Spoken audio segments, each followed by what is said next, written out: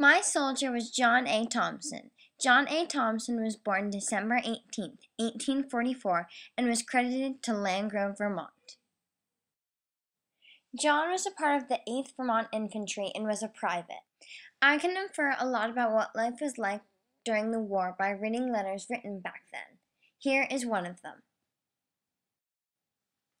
Dear cousins, I read your very kind and solemn letter in due time and should perhaps have written before, but we have been moving around from place to place until at last we have settled down in the same state that we had landed in after we left Meggles. But we are about 10 or 15 miles from Fort Carflack.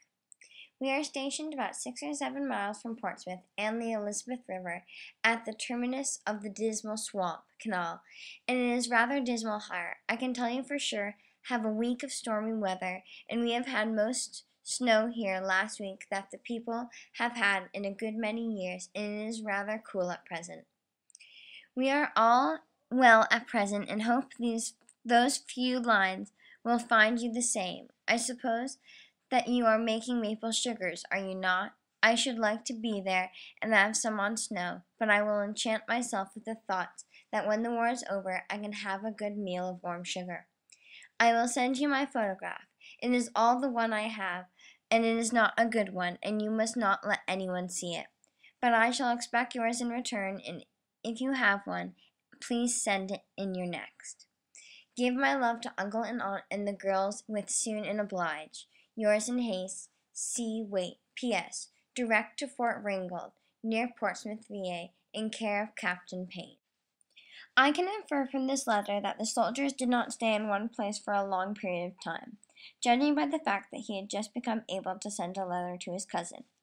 I can also infer that the soldiers had to endure all sorts of weather while at war, because in the letter the soldiers said they faced snow. John was a part of the 8th Vermont Infantry, where he fought in 15 battles. One of the battles was Battle of Cedar Creek, Virginia, which was, in the early morning of October 19th, 1864, the Confederate Army gave a surprise attack to the Federal Army, who were camped out on the Cedar Creek. The commander, Major General Philip Sheridan, arrived from Winchester to rally his troops and launched a winning counterattack in the afternoon. There is an estimated 8,575 casualties.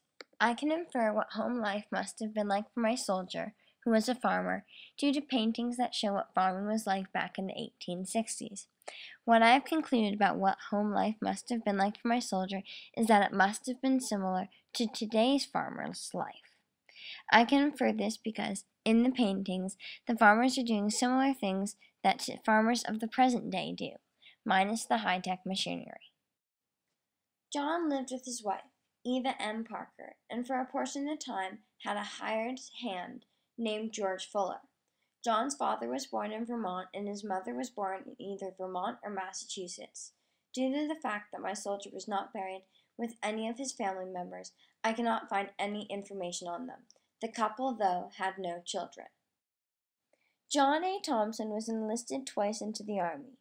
He was mustered out the first time due to disability, and was mustered out his last time on June 1st, 1865. He lived to the year of 1938 and died at the age of 94.